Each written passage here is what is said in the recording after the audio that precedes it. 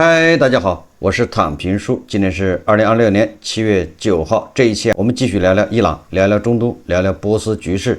今天是美國和以色列對伊朗進行混合糾治的第132天，同時也是哈梅內伊悟道成仙的第132天，也是穆吉塔巴人間蒸發、音信全無的第132天。就在老哈梅內伊他的葬禮如火如荼的在舉行，離最後叫入土為安還差一步的時候，美國和伊朗又打起來了。美國和伊朗可以說一點都不讓人省心，你好歹要等到這個哈梅內伊入土葬下去再動手，結果這個都已經等不及了。根據媒體報道，美國總統特朗普表示，他已下令打擊伊朗哈爾克島上除輸油管道外的所有目標。特朗普他是在土耳其安卡拉北約峰會期間，他在跟澤连斯基倆會晤的時候，有記者問嘛，特朗普他說，我說過不要打輸油管道，打其他所有目標。他們就進行了打擊，就指的是美軍，他們今晚可能還會再次打擊，實際上已打過了。昨天晚上7月8日凌晨，美軍對伊朗發動了一系列猛烈打擊。美國中央司令部表示，此舉是對伊朗針對途經霍爾木茲海峽商船所採取的行動的回應。這個來龍去脈，昨天節目已經說過了。實際上，伊朗的革命衛隊，他在哈梅內伊葬禮期間，雖然特朗普說了給他7天時間停火，不會打他，讓他風風光光、安安心心的把哈梅內伊的葬禮舉辦完，我們再談判。這個特朗普承諾了，結果革命衛隊在這個期間對途經霍爾木茲海峽的，主要是走的阿曼那一側的水道的油輪進行導彈和無人機的打擊，這個讓美軍非常惱火。7月8日7日夜裡就已經對伊朗進行了5倍的打擊，以前比上一次打擊猛烈5倍。據說炸了80個目標，包括阿巴斯港等等，還有島嶼上所有的雷達、防空設置都進行了轟炸。下午，特朗普就在這個峰會上講了，晚上又炸，對這個伊朗進行又一輪的打擊。當地時間7月8日，一名美國官員表示，美國軍方正在對伊朗發動新一輪打擊。美軍中央司令部隨後證實，已開始對伊朗實施更多打擊。當地時間8日深夜，昨天晚上，伊朗多地傳出爆炸聲，伊朗防空系統啟動，對空中目標實施攔截。伊朗方面表示，當天夜裡，美軍導彈襲擊造成2名漁民死亡。美方稱，超20艘美軍艦艇正在中東水域巡邏。伊朗消息人士稱，伊朗已準備好為控制霍爾木茲海峽而戰。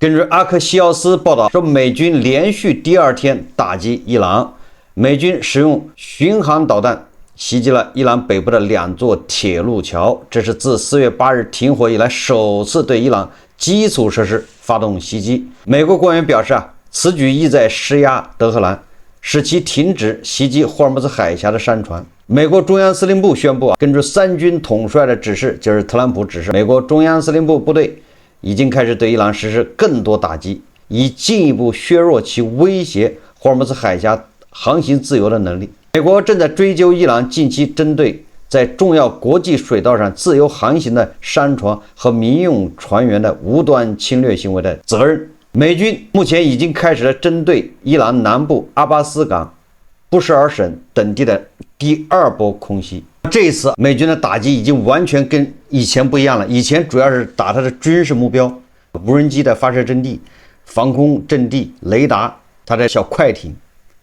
這一次美軍打擊的是伊朗北部，在這個地方離霍爾木茲海峽很遠，伊朗北部2座鐵路橋是用巡航導彈打的。這說明什麼？說明美軍的炮火是吧，在往縱深處延長，已經不再是霍爾木茲海峽周邊了。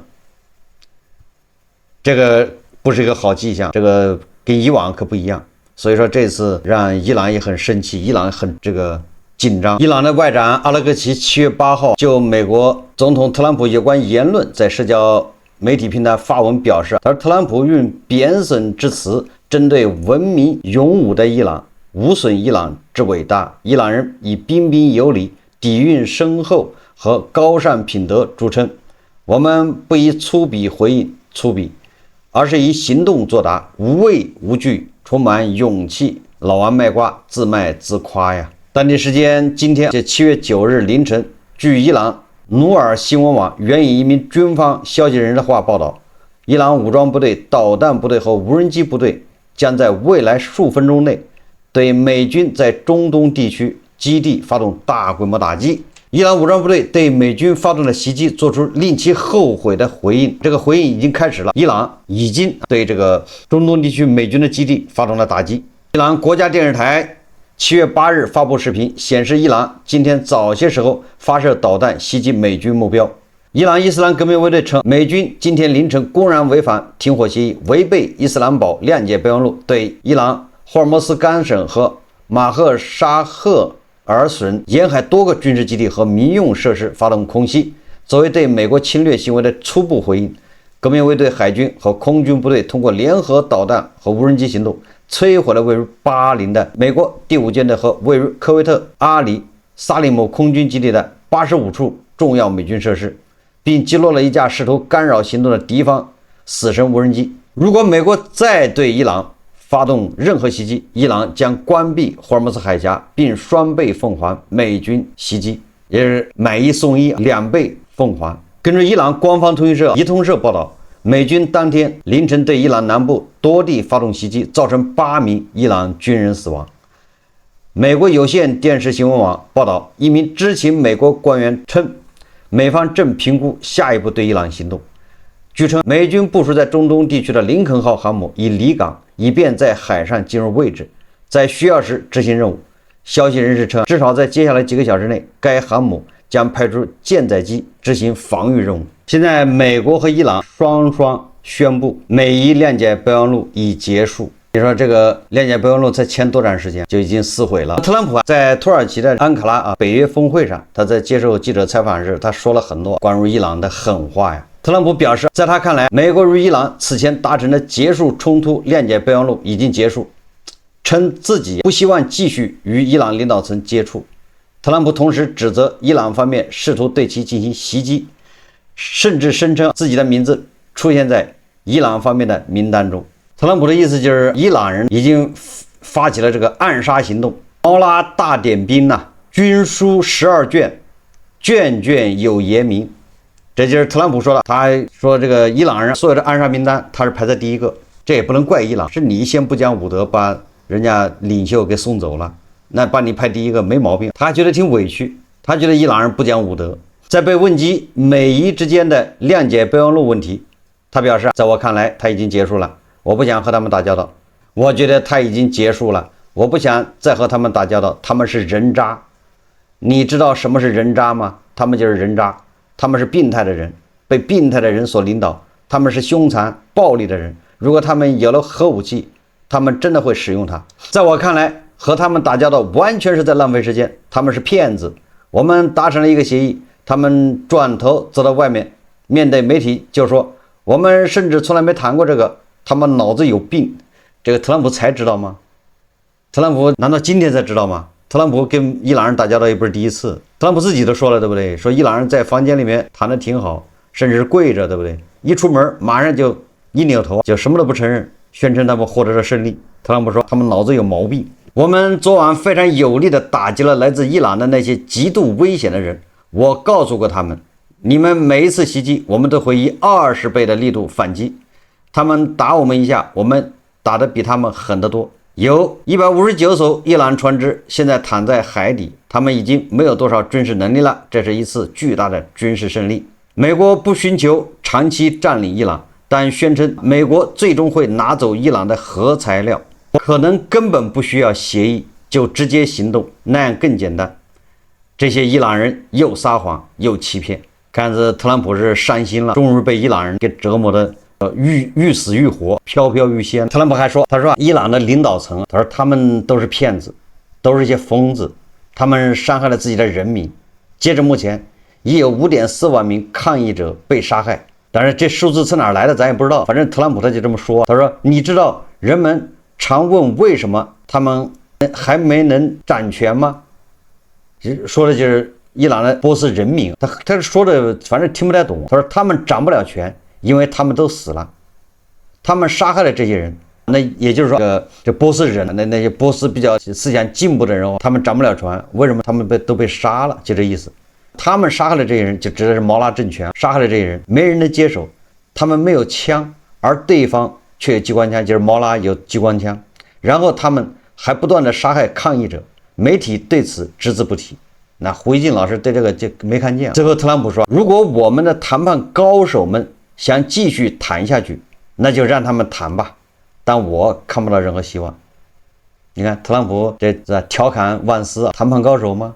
所以說萬斯就是個背鍋俠。特朗普現在說了，我看不到任何談判希望。如果你們想談判呢，比如万斯，這就是以外交途徑來解決的。想談判的，不想打的，你們想談你就談，反正我看不到希望。如果我們的谈判高手們想繼續谈下去，就是萬斯，你想继續谈。所以說特朗普應該是心凉了。发现跟伊朗人谈判那是毫无前途。这个咱们一直说的，谈判不是解决不了问题，而是你现在谈判时机不对。毛拉政权的那些强硬派你没除掉，你谈什么谈？你跟那个川西专的谈了不是白谈吗？耽误时间，浪费时间，这个咱们一直说的。特朗普到现在才明白。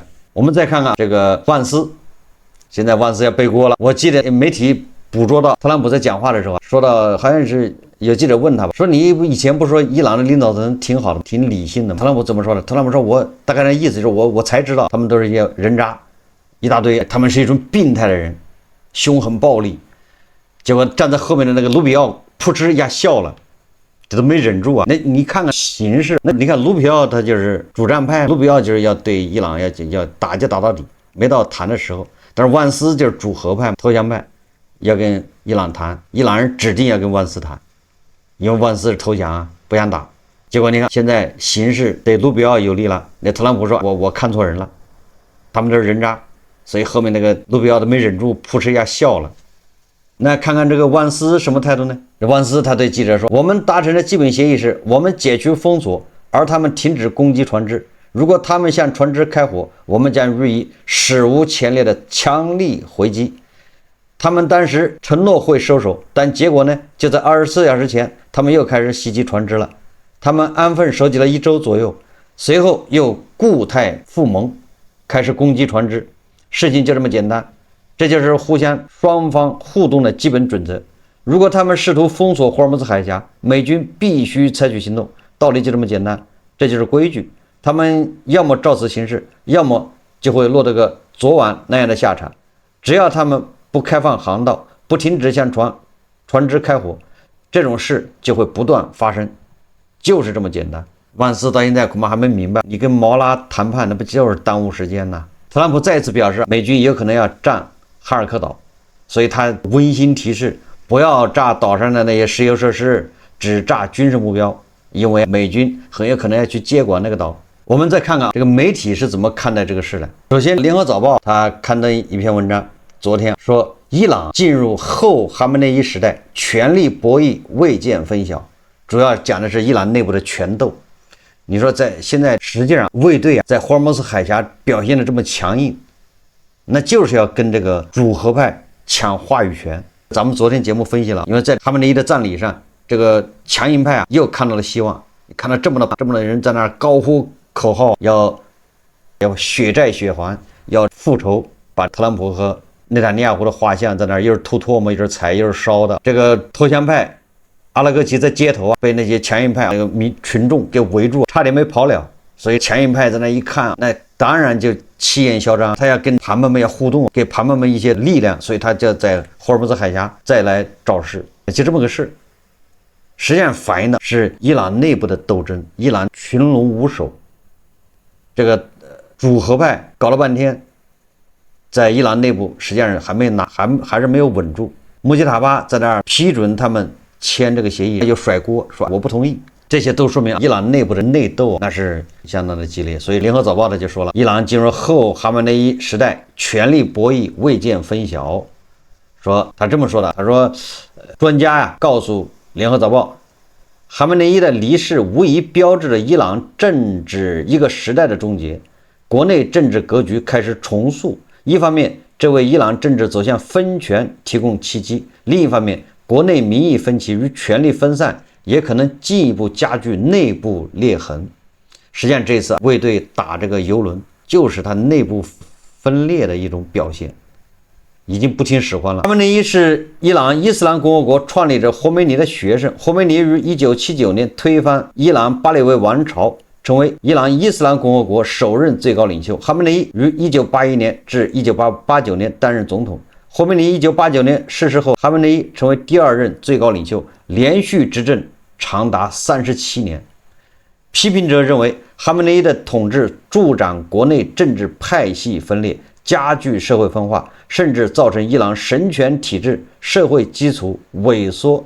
這個美國紐約大學的這個教授叫卡沙瓦齊揚接受聯合早報訪問時說在哈梅內伊領導下，伊朗的公民權利和人權狀況一直十分嚴峻，並最終導致今年1月的血腥鎮壓。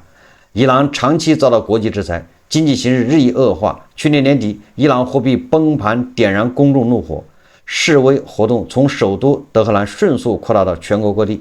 伊朗神權體制一度走到崩潰邊緣。據報道，這波示威可能導致3萬人死亡。然而，對國內什葉派教徒來說哈梅內伊如同精神上的父親。他在今年戰爭爆發時直面美以炮彈的犧牲行為，更在信徒中樹立殉道者的高大形象。劉佳解讀，他說哈梅內伊的大規模告別式旨在顯示伊朗現政權仍有較強的民意基礎，也是親伊朗力量展示支持和團結的機會，同時向外界傳遞一個信號：如果美國希望維持地區穩定，保障全球能源價格平穩，伊朗的立場和利益將是不可回避的重要因素。作為伊朗集權體制的中心人物，哈梅內伊的死亡給伊朗政權留下一道急需填補的空白，但誰能主導後哈梅內伊時代的主旋律，仍是個問號。劉佳說，在以色列暗殺哈梅內伊前後，多名伊朗軍政高層也遭到暗殺。到目前為止，伊朗國內尚無任何人具備哈梅內伊那樣的政治權威。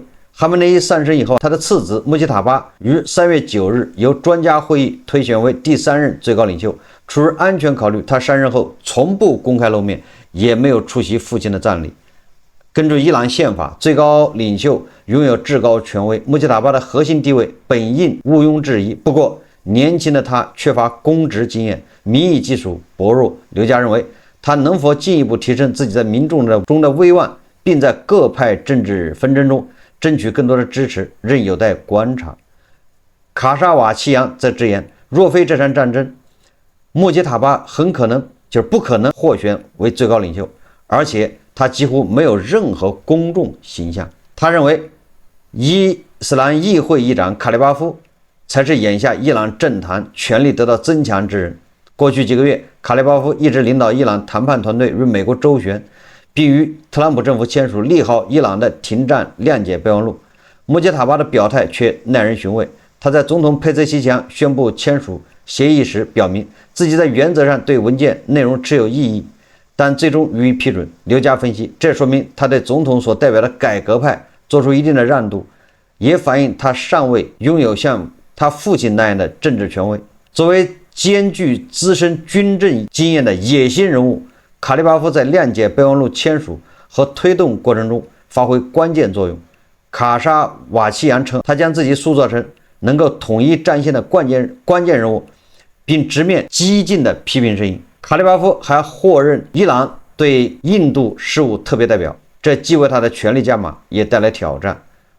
卡沙瓦齊揚指出，他面臨批評，且必須在國內爭議局勢和難以預測的國際秩序中周旋，因此尚不清楚他今後能否保持這種核心地位。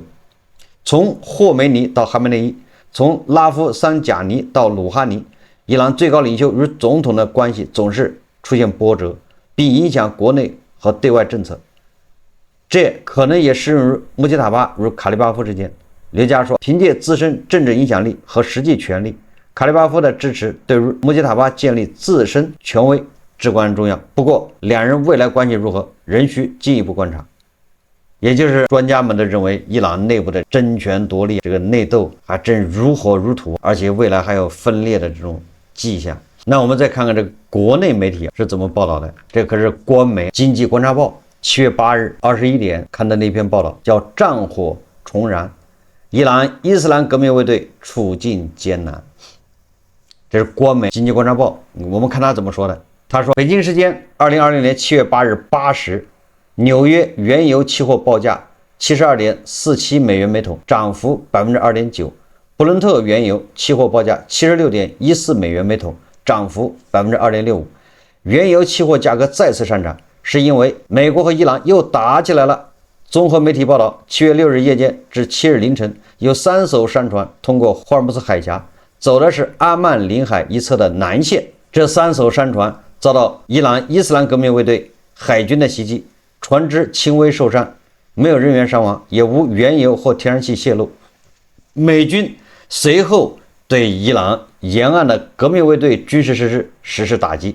除了軍事打擊，美國還對伊朗實施了經濟制裁。7月7日，美國財政部外國資產控制辦公室發布公告，宣布撤銷此前發布的伊朗石油生產、交付和銷售為期60天的授權。這是美伊諒解備忘錄簽署之後，雙方爆發了第2輪衝突。第一輪衝突發生於6月27日，革命衛隊海軍攻擊了一艘懸掛巴拿馬國旗的超大型油輪。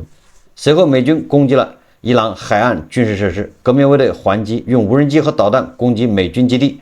美軍再次對伊朗軍事目標實施攻擊。6月28日，美伊雙方同意停火，並決定於6月30日在卡塔爾首都多哈談判。在筆者撰寫此篇稿件時，尚沒有革命衛隊對美國軍事基地實施報復性打擊的消息傳來。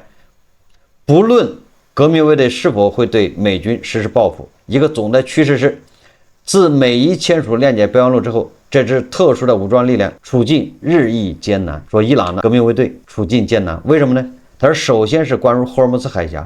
從總的趨勢看，美英法等國打通霍爾木茲海峽是早晚會發生的事，或者是用文談判手段，或者是用武的手段，就是軍事手段。革命衛隊已無力回天。也就是在這個經濟觀察報看來，霍爾木茲海峽通航那是遲早的事情，要麼就是暴力，要麼就是談判，肯定會通航。這個跟胡一進老師的觀點不一樣。胡一進老師認為霍爾木茲海峽應該是武器化，是伊朗革命衛隊叫不對稱優勢。但是人家官網說了，霍爾木茲海峽通航那是遲早的事，談不行就是打。美軍與革命衛隊於6月27日、7月7日爆發的2次衝突，都是美方主動挑起的，革命衛隊是被動應對。因為這2次起因都是美方支持的商船走南線穿越霍爾木茲海峽，如果革命衛隊視而不見，美方勢必會在宣傳上大做文章，同時鼓動更多的商船走南線。革命衛隊無法容忍這樣的事發生，只能以武力攻擊方式阻止商船，哪怕這樣的操作會招致美軍的打擊報復。此次襲擊商船，革命衛隊不但招來了美軍的打擊，還招來了美國對伊朗的經濟制裁。更重要的是，前後2次商船走南線闖霍爾木茲海峽，雖然商船都遇襲了，但損失不大，沒有人員傷亡，沒有原油、天然氣洩漏。這說明，要麼是革命衛隊火力不夠猛，就是自殺式無人機這載荷有限，它的破壞力有限；要麼是革命衛隊不想把事情搞大，故意降低襲擊烈度。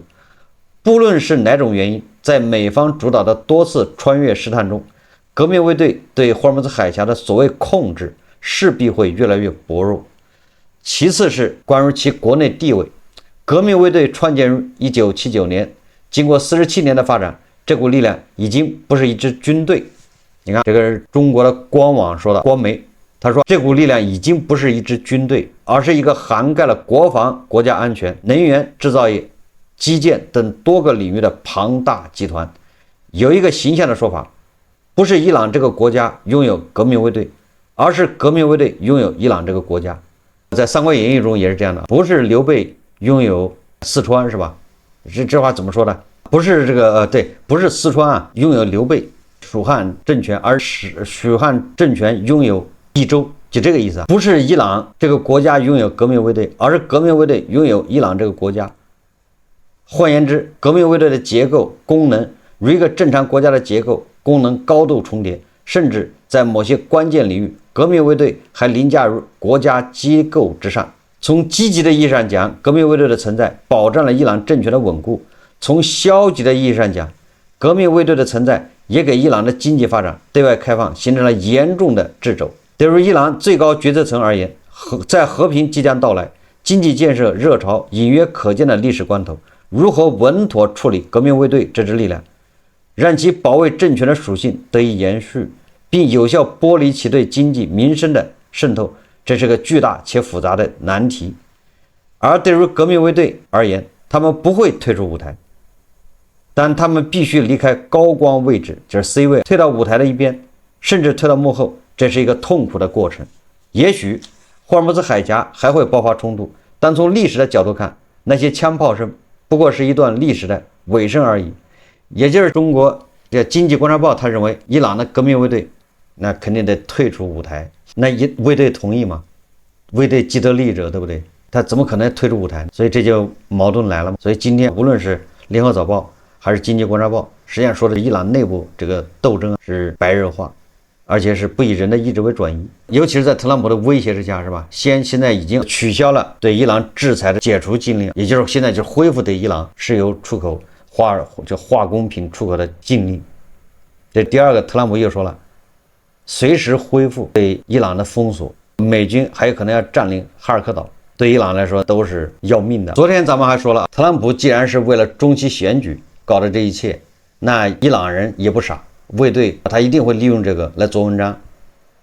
但是沒想到這哈梅内伊還沒有入土，伊朗人就開始迫不及待做文章了，說明美國和伊朗之間通過協議解決，通過外交談判解決，目前條件不成熟，只能這麼說。因為在伊朗內部還是強硬派說了算，所以特朗普還得辛苦一下，還得削弱，至少是極大的削弱伊朗的強硬派，否則談判不過是浪費時間吶，浪費感情。那通過这次談判，好處是什麼呢？好處就是讓美國，尤其是特朗普那個小集團能夠統一意見，就是萬斯能夠認識到，對吧？跟伊朗人談是沒有前途的，是浪費感情，是瞎子點燈白費蠟。這樣至少特朗普內部聲音就統一了。